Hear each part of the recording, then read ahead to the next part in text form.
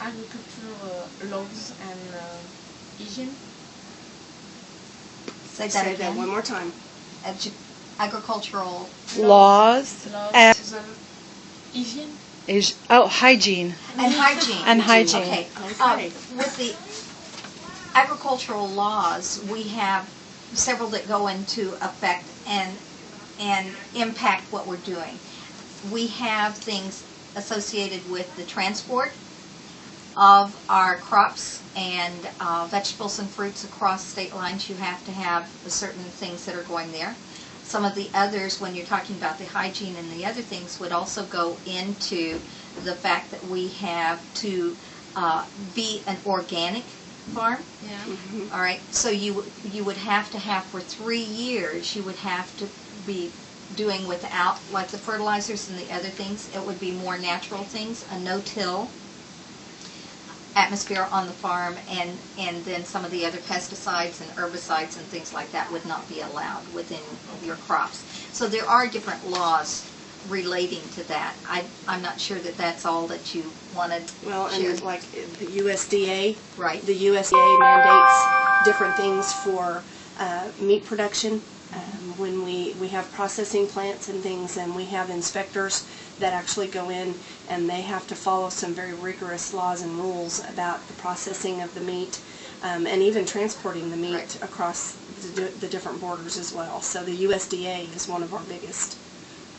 And what does rule- USDA stand for? The United States Department of Agriculture. She doesn't know. Yes. That's okay. I'm glad you asked, because I we am too. forget. I mean, I we know. do that I was every thinking, day. okay. Along those lines, too, you are not allowed to visit on a farm unless you have covering like gloves and other things. And in some cases, you aren't allowed to go into the poultry buildings because you could bring in diseases and things to the animals that are there. So only people who are working on and things and have been there can go into those buildings and do things. So they protect it in that way. In other ways, when we're looking at the hygiene, we have when our produce, and especially we found that out in going to Florida. We went to a conference this summer, and any fruits or things have to be washed in a certain bath before they can leave the farm area, before they can go out to be sold.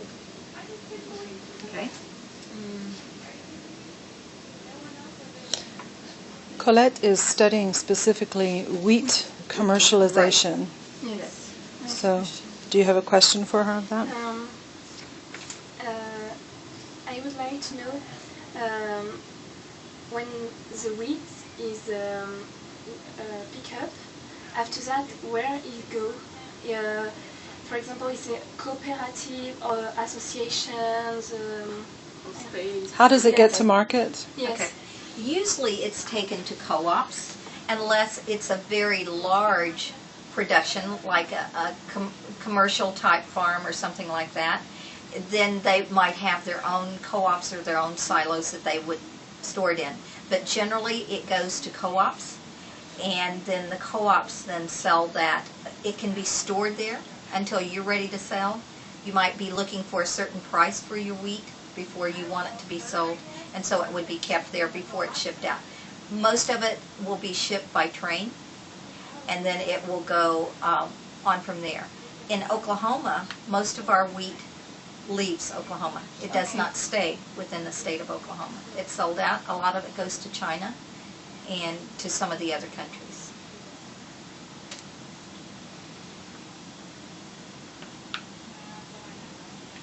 When students are learning agriculture in school,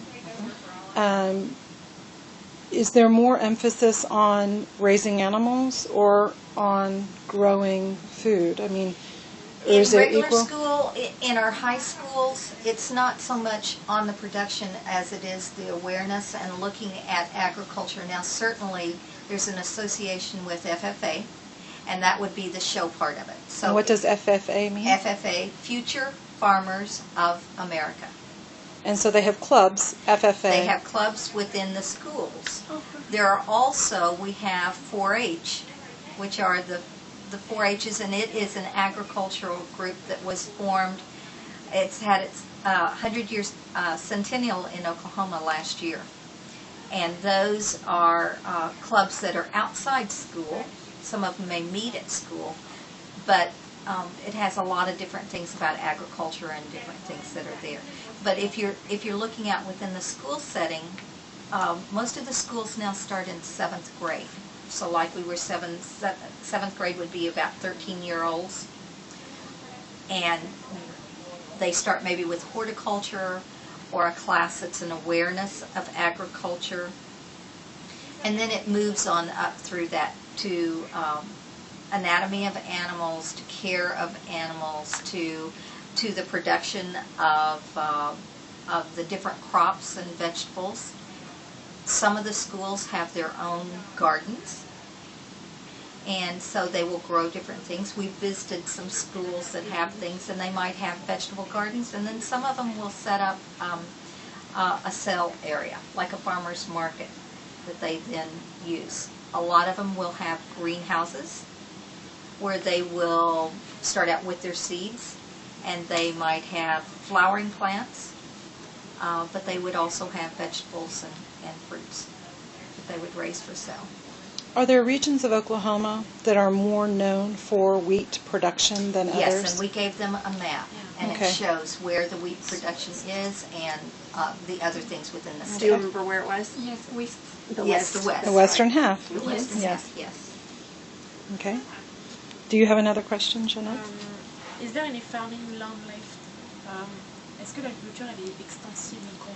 She wants to know is all agriculture commercialized in Oklahoma? Do we still have family farmers in Oklahoma? Definitely. Yes, we definitely We have do. lots of family farmers, and one of the big things now are the farmers markets, and just taking 1 or 2 acres and producing fruits and vegetables for sale.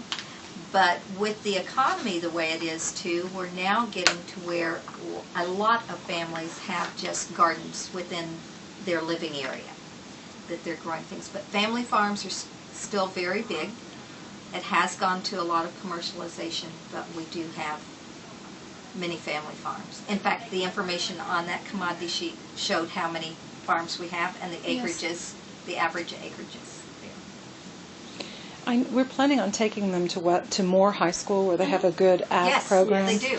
So what are things that they might need to be attentive to? I think they have no point of reference for that. So I think I would ask them, what is their program, 7th, 8th, 9th, 10th, 11th, 12th? What do they concentrate on within the agriculture? And also with FFA. What do they, too bad you weren't here 3 weeks ago and could have gone to the fair. State fair, yes. one of them went to the Texas State Fair. Was that either of you?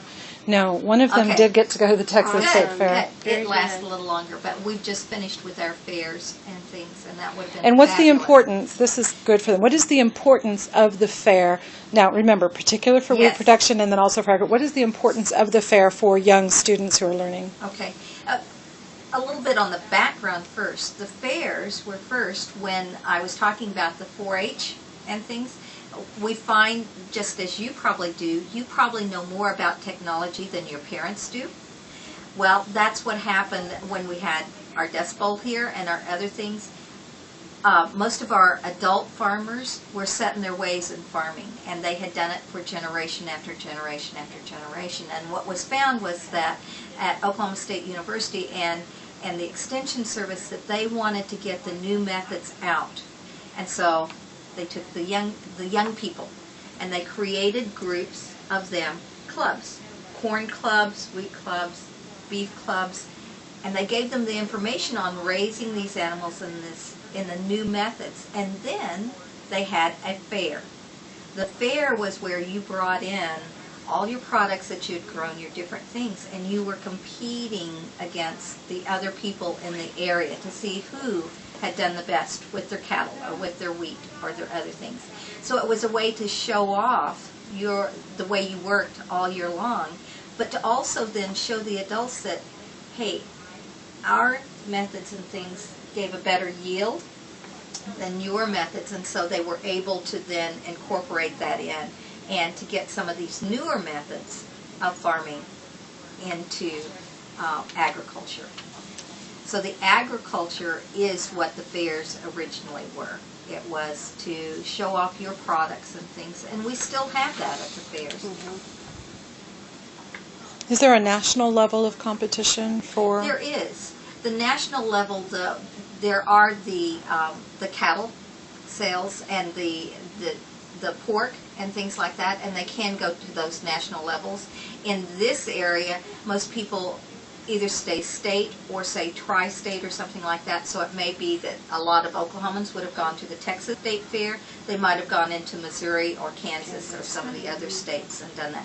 But there is national level too. National level for FFA is a very big thing to be able to go nationally.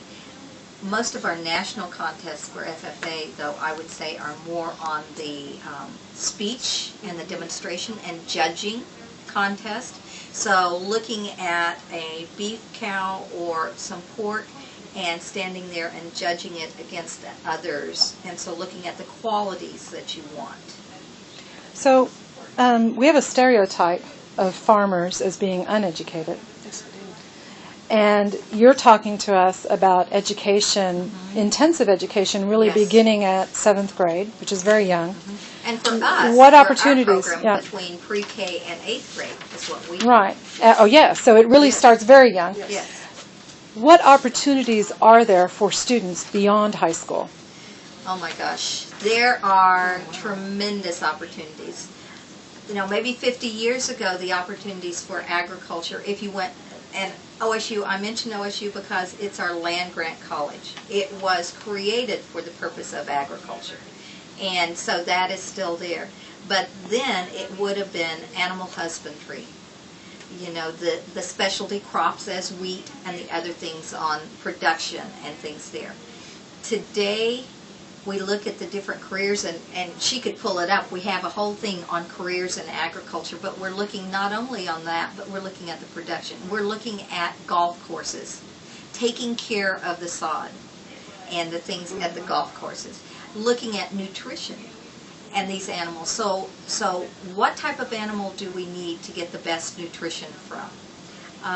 There's just, you've got your veterinary things. You have all kinds of USDA with the hygiene, with all of the other things that are there. So it's well-rounded. A lot of our students, our research, a lot of our students graduate in AgCom, agricultural communications. So they go out and they're doing the reports, or they're doing the magazines, or they're doing just the work with different companies on the positive things about agriculture. The Noble Foundation. Yes, the Noble Foundation, a lot of research. So maybe that's a website they should look at, the Yes, the Noble Noble Foundation. You Foundation. showed it to them. I haven't Yes. showed it to them, but I can pull it up and They have, I'm trying to think, we take our teachers there every January. 85% of the workforce that is there have PhDs. So you can go to the doctorate level, and really postdoctoral studies Yes. even in agriculture. Yes. You can be a farmer, and I know farmers personally who have doctorates. Yes. So, Yes. you know, this is a true profession. It's not just a subsistence Right. endeavor in Oklahoma. So the Noble Foundation is noble.org. Noble, Noble.org. and then it talks about all the agricultural programs. There's a lot of information there. Yeah. The biochemistry.